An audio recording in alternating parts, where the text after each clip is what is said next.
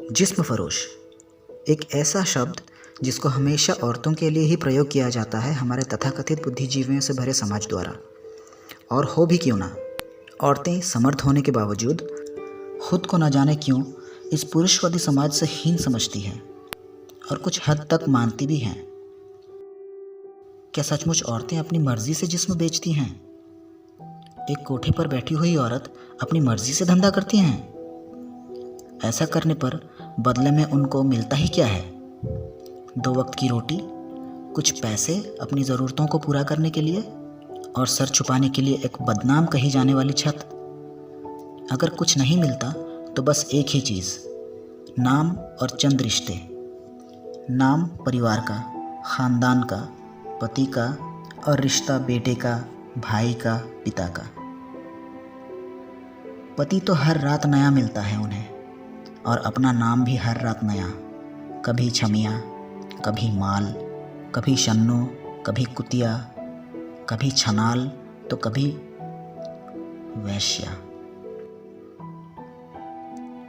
और कभी कभार ही कोई उनसे उनका असली नाम पूछता है जो शायद वो भूल चुकी होती हैं। लेकिन क्या समाज की वो औरतें जिनको नाम और चंद रिश्ते मिलते हैं, एक अच्छे और इज्जतदार खानदान की छत मिलती है और खुद का भी एक नाम मिलता है, वो या उनका जीवन जिस्म फरोश से जुड़ा होता है? आखिर क्या सचमुच उनका जीवन बेहतर होता है, या फिर वो भी वही सब कुछ सहती रहती हैं खामोशी से, सिर्फ अपनी इज्जत न खोने की खातिर? उन्हें क्या नाम देगा हमारा समाज, जिनके अपने ही घर के कुछ घटिया मानसिकता रखने वाले, हर वक्त हवस की हैवानियत में रहने वाले, या जनाना शरीर को नोचने की हवस और अपनी भूख मिटाने वाले भेड़ियों के साथ अपना सारा जीवन बिताना पड़ता है?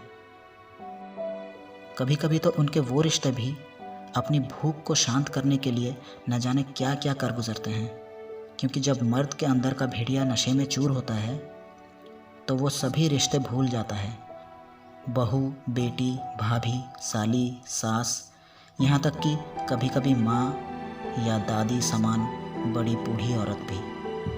बस दिखाई देता है तो सिर्फ अपनी हवस मिटाने को जनाना शरीर।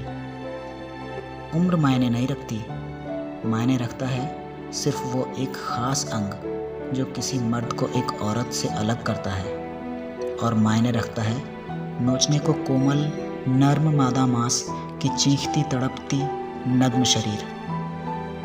कोई भी रिश्ता बहुत बेशर्मी से तार तार कर दिया जाता है।